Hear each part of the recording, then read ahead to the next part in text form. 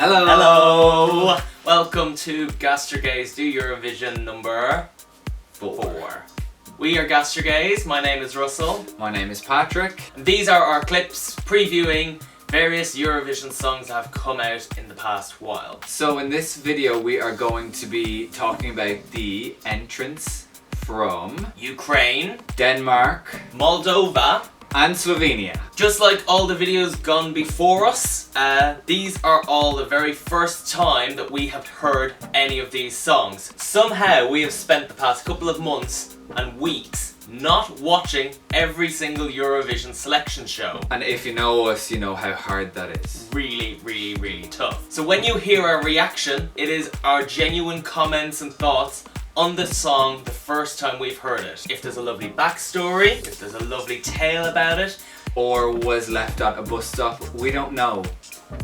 So first up we have our host country. Ukraine has finally decided on who their entrant is this year, and we're gonna take a listen. Will it be enough to take the crown 2 years running? Who knows? So for Ukraine we have a rock group called O.Torvald, and their entry is called Time. Let's take a listen.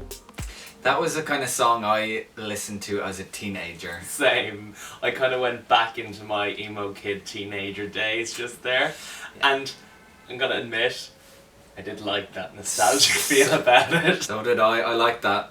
Rock and Eurovision, for the two of us, normally don't go very well together. Georgia, for example, last year, as I described in a previous video, is and was my toilet song, aka whatever place that comes along, I'm just going to go to the loo then, and then come back for all the good songs. But then you've also got Cyprus from last year as well, -1. which was amazing. Amazing song, and one we didn't expect to go into the final purely because we didn't think there would be an appetite for a song like this, but it got in, and it was really bloody good. And this is the beauty of Eurovision, that rock has a place, as do other musical styles as well. So whether it's classical, operatic, Schlager crazy, or pop, who yeah. knows? It all has a place. This is the Eurovision Song Contest, not pop, rock, etc. Contest, whatever.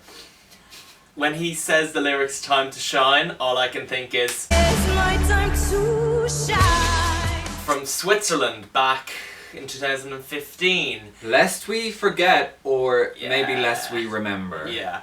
Ukraine, as a host nation, always run the risk of the Austria effect, as I like to say, which is when, in 2015, Austria hosted and came last. When we heard a rock group was going to, continue on the legacy, I suppose, of Jamala winning the contest last year, we kind of thought, oh, they don't really want to host the contest again.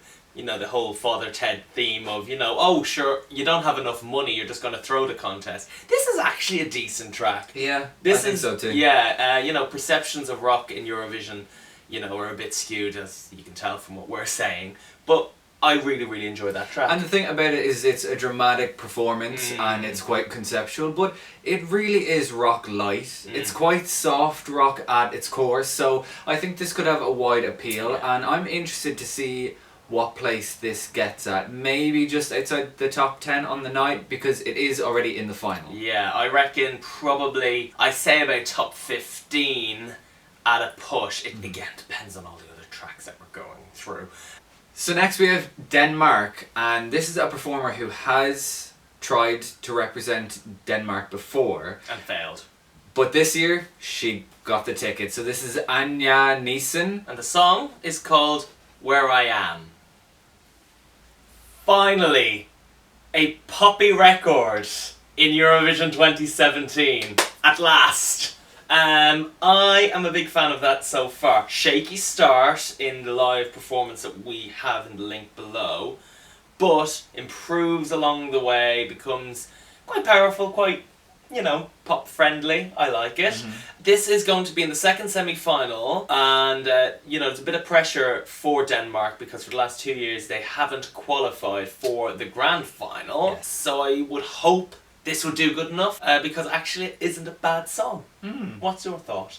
I don't agree. I think this is a vanilla song. It's middle of the road. There's nothing special about it. Go to any national selection in the Nordic countries and you will find this kind of song.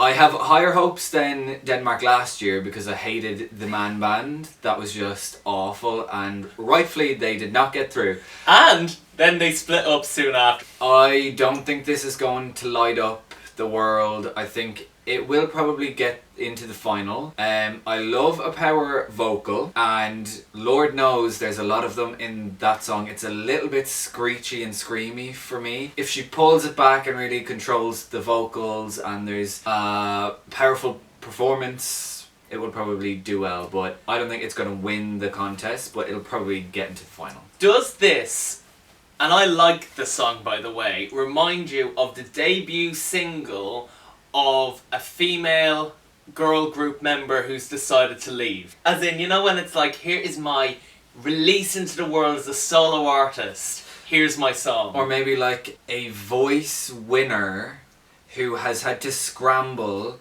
to put together their winning triumphant song that comes out the day afterwards, and you're kind of like, oh, okay. You don't like anyone, do you? On to the next song. Next up we have Moldova, and we have another group, which is SunStroke Project, and their song is called Hey Mama. Hey Mama.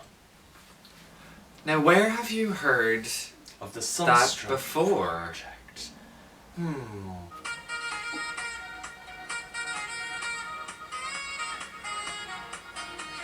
This goes on for 10 hours on YouTube, by the way. Epic Sax Guy is back. Is it as epic as before? No. Now, I'm one who hates comparing different entries from different years, because actually last night we were actually having this discussion about Corolla. Yes. So in the 80s was Framling, Yes. in the 90s was Captured by a Love Storm, and in the 2000s was Invincible. Three very, very different songs, but you reckoned that they were all very, very similar, especially Captured by a Love Storm and Invincible. I, on the other hand, thought different eras, different sounds, they can't really be compared. In the instance of Moldova, it's hard not to, because they are all quite recently. There's a 20-year gap between Corolla, there's only a 7-year gap in this, so, you know, I feel like I should be able to compare them, so I will. I prefer 2010. It's a better song. It did get into the final, came in 22nd place, yeah. if I recall. I don't reckon this will get into the final. Yeah, thankfully in 2010 it got into the final. This one, I don't think it will. No. It's really annoying. I hate the chorus. I don't really get the song. What I will say is that the performance, I'm pretty sure the performance at their selection show is probably something similar to what they will bring to Kiev in May.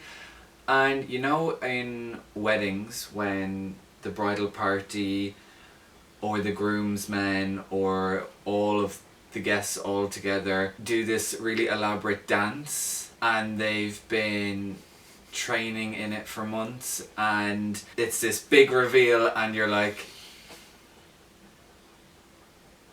is that it? Yeah, That's it's that song. The fact they're in suits and in white dresses and veils, I mean, illustrates and hits that point home. Yeah. It reminds me of an annoying wedding number, so I don't think it's going to get into the final. Stars. On to our final song of this edition. This is from Slovenia. The name of it is On My Way, and the artist is Omar Naber. What do you think? Okay. No. No? Okay, that was quick. Thanks for... No, we'll go through this one. Ouch. Do you remember Josh Dubovi? Yeah. He was singing those notes, and toward the end of the particular song, I was fearing he'd go down the Josh Dubovi route of being like, that sounds good to me. He didn't though. So good work, Omar. Now, we've seen this guy before. Yeah, 2005, Yes. competed for Slovenia as well, but didn't make it into the final. Performed after Donna and Joe. For Ireland, which we please do not search on YouTube Please. to watch that, because we cannot be held accountable for what you do afterwards. Yeah, exactly.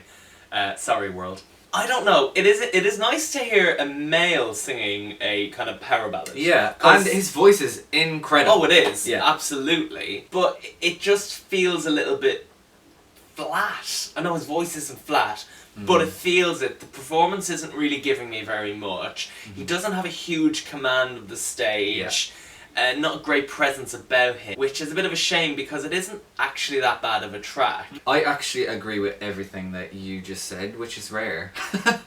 Mark the date! Yeah, I think that, he has a great voice. It's a good song. He's not quite commanding the stage. He needs to be entirely confident. Even if it's just him on the stage, he has to have a commanding presence, and he has to hit all of those notes. I mean, he has a great voice, but it's getting lost in a bit of the high and low notes. So, and hence the Josh Dubovi reference, because he could fall victim to that. now this is being performed in the first semi-final in Kiev. If he can't pull those little bits together, I don't think this is going to get into the final.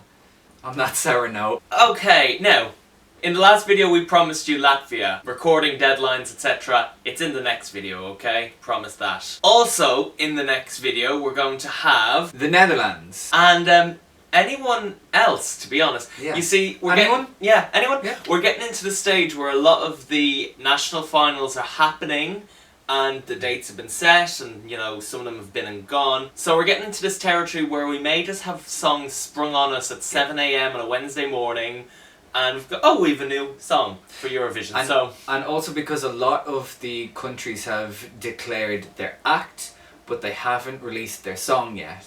Sometimes it can just come out of the blue. So who knows what is in the next video.